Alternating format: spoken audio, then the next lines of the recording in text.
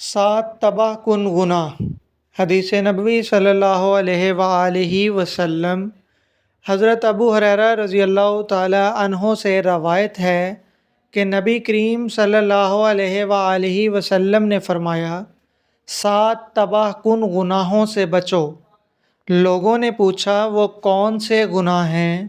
آپ صلی اللہ علیہ وآلہ وسلم نے فرمایا، نمبر 1 اللہ تعالیٰ کے ساتھ کسی کو شریک کرنا، نمبر 2 جادو کرنا، نمبر 3 کسی کو ناحق مار ڈالنا، نمبر 4 سود کھانا، نمبر 5 یتیم کا مال ہڑپ کر جانا، نمبر 6 میدان جہاد سے بھاگ جانا، اور نمبر 7 نیک عورتوں پر تہمت لگانا۔